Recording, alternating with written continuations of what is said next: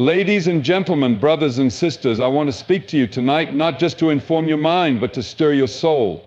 We live in an age of power, military power, political power, economic power. Tonight, I want to take you back to a moment in history where none of those things prevailed. I want to tell you a story that the modern world rarely teaches, a story of faith over force, of truth over tyranny. You see, there was a time, yes, a real time, when the mighty superpowers of the world thought they were invincible. Empires stood proud, thinking they could never fall. But they forgot something. They forgot the power of belief. They forgot the strength that comes when a people stand not on weapons, but on truth. Tonight I want to share with you how Islam, yes, the message brought by a man who walked the sands of Arabia, defeated the greatest superpowers of the world. Not with bombs, not with riches, but with something far more powerful: conviction, unity, and the belief that truth must prevail. And I warn you, friends, the truth will shock you. But as Jesus said, you shall know the truth, and the truth shall set you free. And I believe the truth I'm going to share tonight, whether you're Muslim, Christian, Jew, or of no faith at all, will open your eyes. So let us begin. In the early 7th century, the Arabian Peninsula was seen by the great empires of the world as a barren land of little consequence. The mighty Byzantine Empire in the west and the formidable Persian Empire in the east were embroiled in a long and bitter conflict, vying for dominance over territories, trade routes, and influence. These two superpowers controlled vast swathes of land, commanded large armies, and boasted sophisticated systems of governance, culture, and economy. By all worldly measures, they seemed unshakable. Yet in the midst of this geopolitical turbulence, a movement was quietly forming in the seemingly insignificant city of Mecca, a movement that would reshape history. Islam emerged not from the center of power, but from the margins. The Prophet Muhammad, peace be upon him, born into the respected tribe of Quraysh but without wealth or political power, began preaching a message that was radically different. It was a message of pure monotheism, that there is no deity worthy of worship except Allah, and of moral accountability, social justice, and unity. At first, this call seemed no threat to the empires. After all, why would a handful of believers in a desert town pose any challenge to the superpowers of the world? But the truth is, the empires did not fall because of armies, they fell because of what they lacked internally.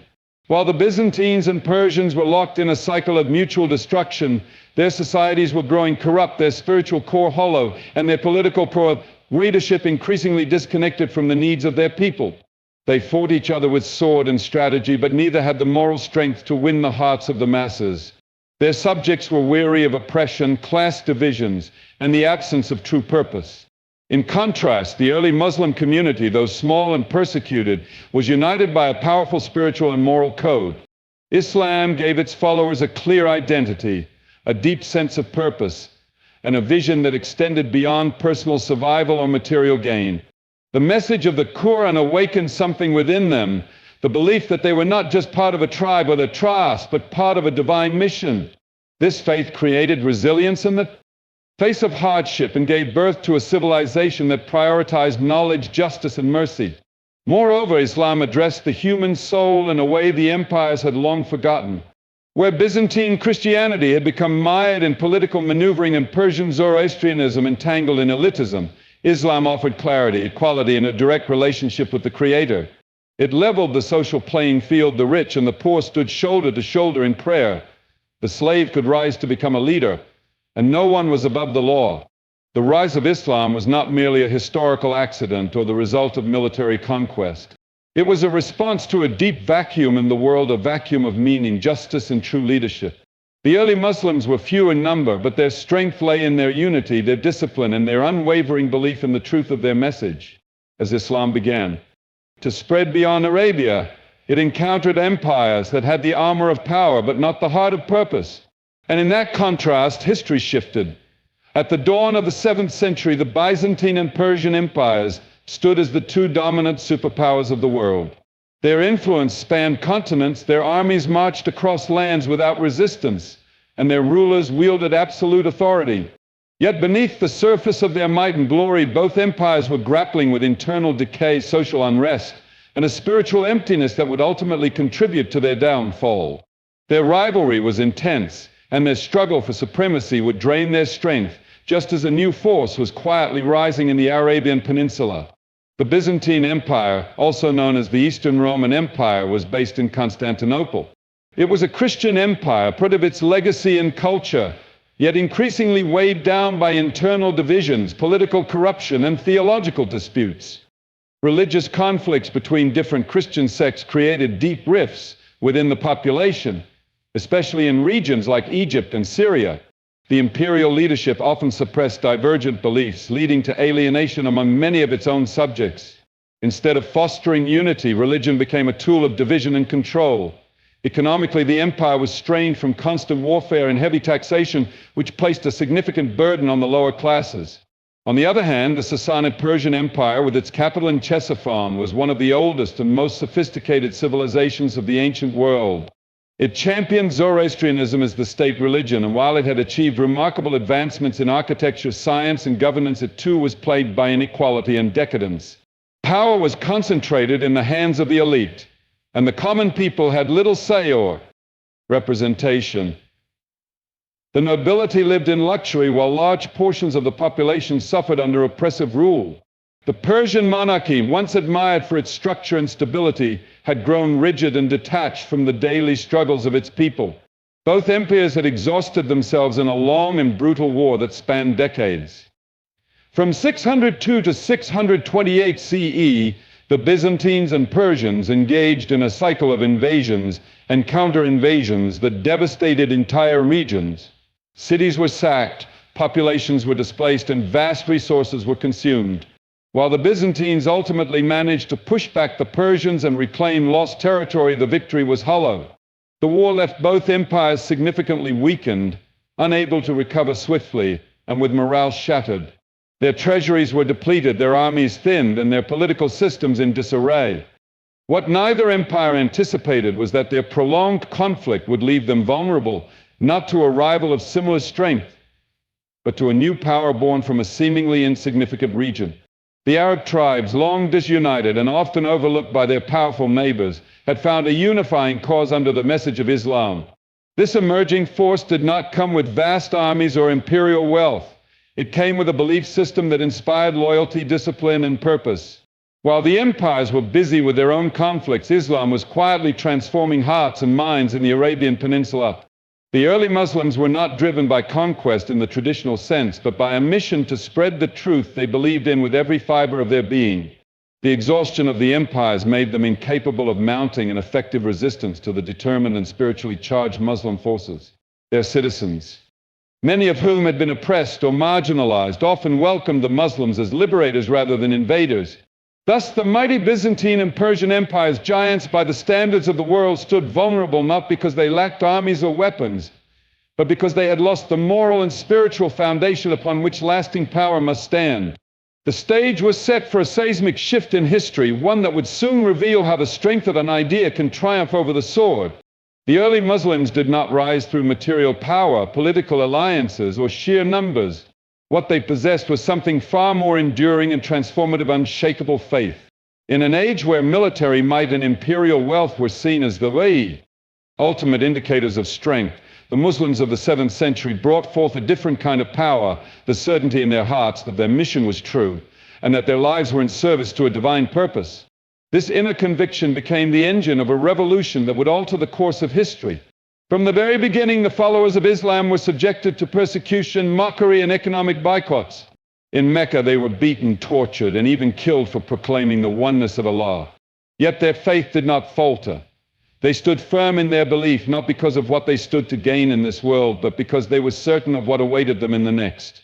Their loyalty was not to tribal identity or personal gain, but to the message of the Quran and the mission of the Prophet Muhammad, peace be upon him.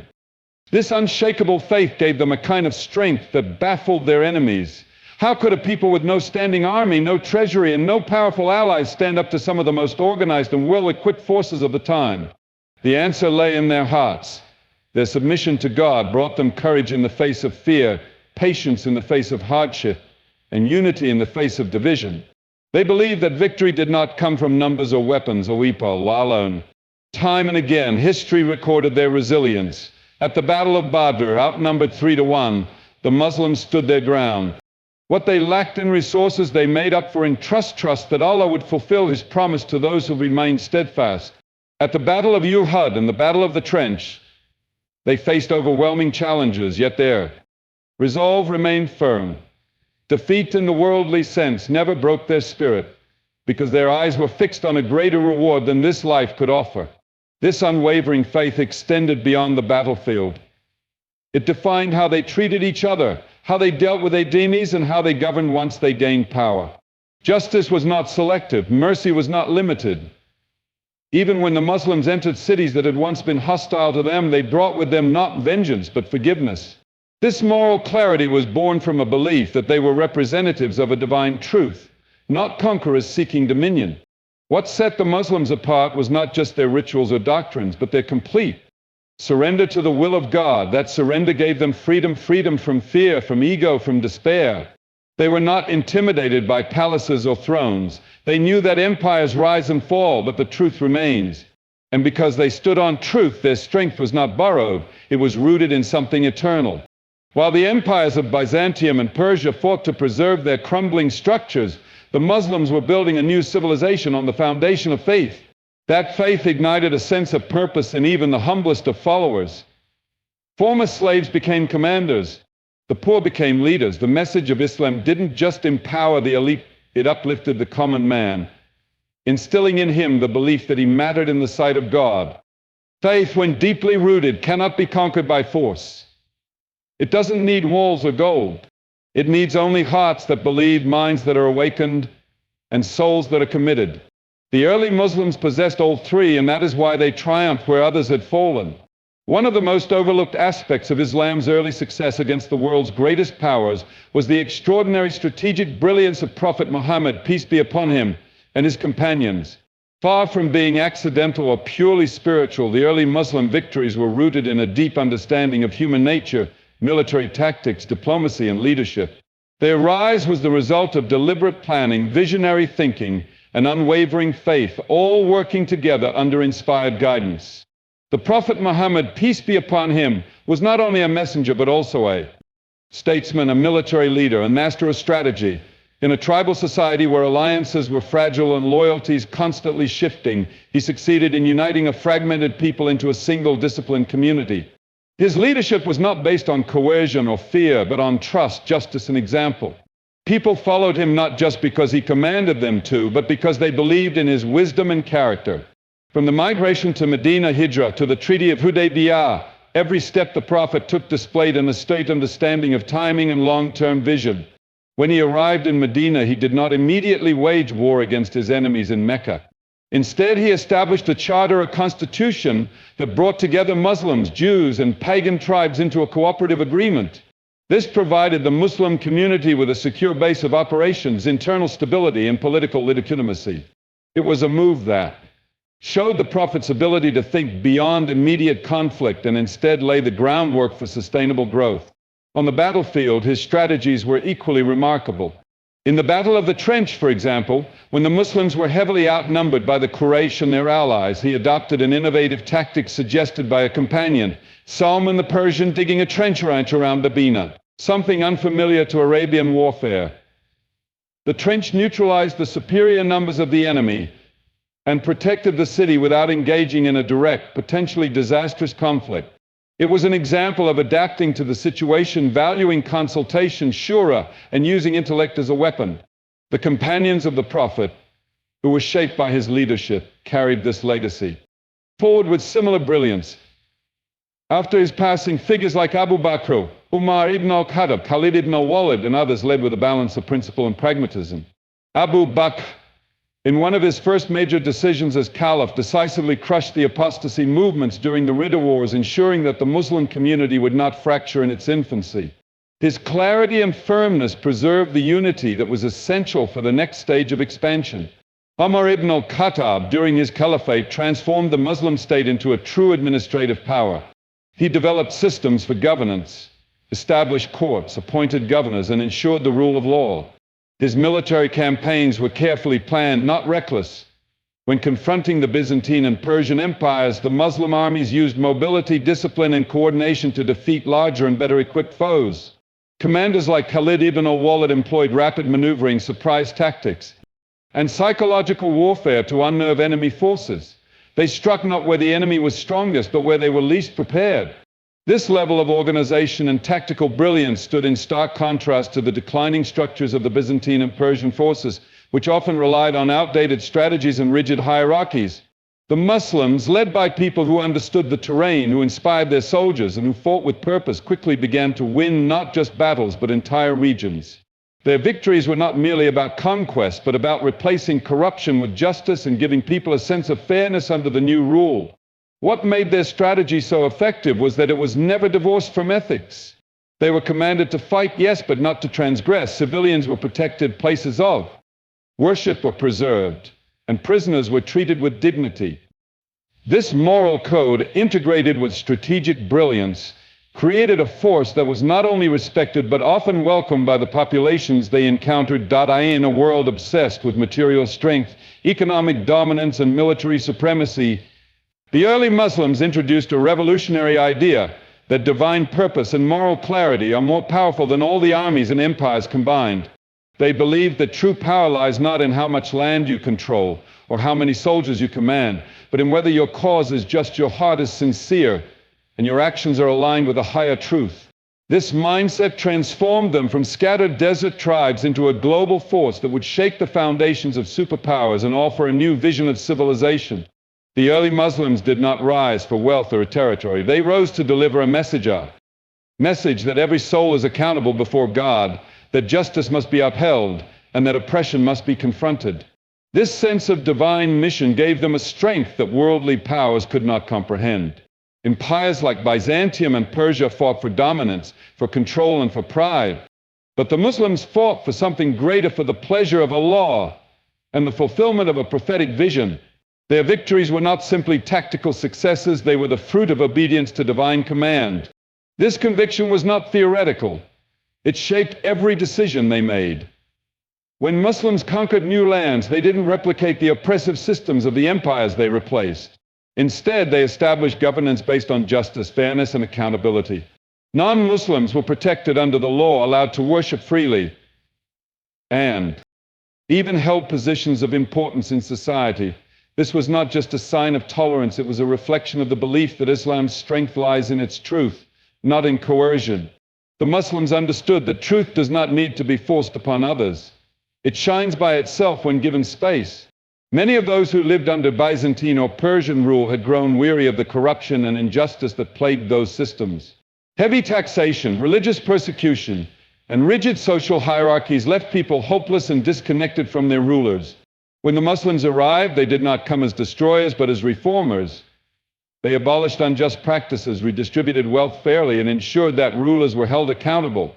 These actions were not driven by political strategy alone, but by the deep-rooted belief that serving God meant serving His creation with mercy and justice.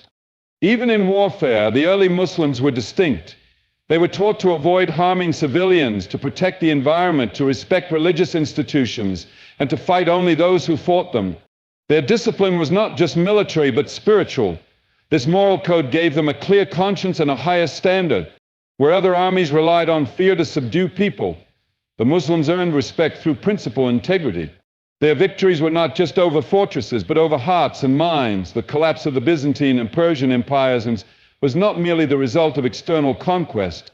It was the result of internal decay, a loss of moral direction, spiritual emptiness, and widespread injustice. In contrast, the Muslim community was vibrant with purpose, driven by a belief that they were part of something eternal. They did not see themselves as mere soldiers or rulers, but as servants of a divine cause. This belief elevated their actions and gave them resilience in the face of adversity. History shows that empires built on greed eventually fall, but movements built on truth and justice endure. The early Muslims believed that God was with those who stood for what is right, even when they were few and their enemies were many. And time and again, this belief was vindicated.